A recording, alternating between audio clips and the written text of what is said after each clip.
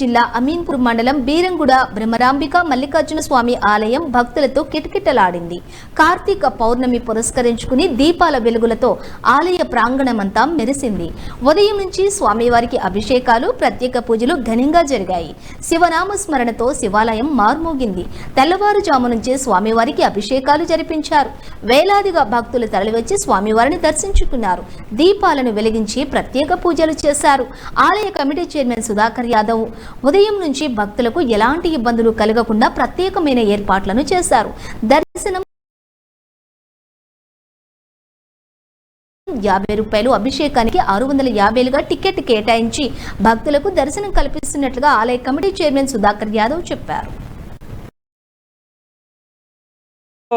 Queue లైన్లో ఈ కట్టెలు కట్టి క్యూ లైన్లో వాళ్ళకు స్పెషల్గా ఏర్పాటు చేయడం జరిగింది.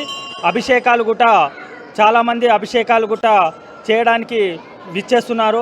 మరి అభిషేకం వాళ్ళకు కూడా ఎలాంటి అసౌకర్యం కలగకుండా మరి వెంటనే అభిషేకాలు కూడా చేస్తున్నాము. మరి ప్రతి సంవత్సరం లాగానే ఈ సంవత్సరం ఇంకా భక్తులు అధిక సంఖ్యలో విచ్చేస్తున్నారు.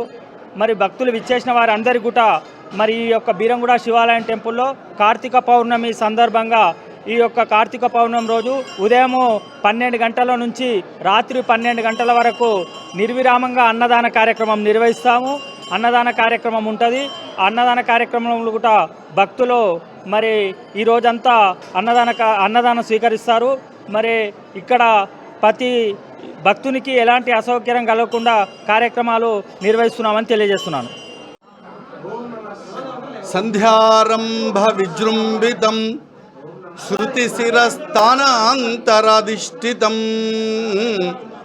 సప్రేమ భ్రమరాభిరామమసకృత్ సద్వా